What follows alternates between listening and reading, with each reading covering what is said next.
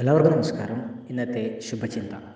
നാം അനുഭവിച്ച കഷ്ടപ്പാടുകൾ മക്കൾക്ക് ഉണ്ടാകരുത് എന്ന് കരുതി അവർക്ക് എല്ലാ സൗകര്യങ്ങളും ഒരുക്കുന്നവർ മക്കൾക്ക് ജീവിത പാഠങ്ങൾ യഥാർത്ഥത്തിൽ നിഷേധിക്കുകയാണ്. ജീവിക്കാൻ പാടുപെടുന്നവരുടെ അനുഭവങ്ങളും പാഠപുസ്തകമാക്കണം. നമ്മളെക്കാൾ കഷ്ടപ്പെടുന്നവരെ കാണുമ്പോഴാണ് നമ്മൾ എത്ര ഭാഗ്യമുള്ളവർ ആണ് എന്ന് മനസ്സിലാകുന്നത്.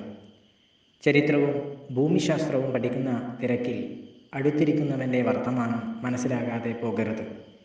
പരീക്ഷയ്ക്ക് ശേഷവും ചില പാഠങ്ങളായി അവ ഉള്ളിൽ അവശേഷിക്കണം.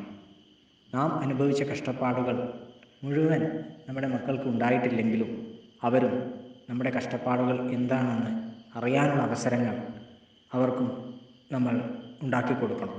എല്ലാവർക്കും നന്മകൾ ഉണ്ടാകട്ടെ. എല്ലാവർക്കും ജീവിത വിജയം ഉണ്ടാകട്ടെ. നന്ദി, നമസ്കാരം.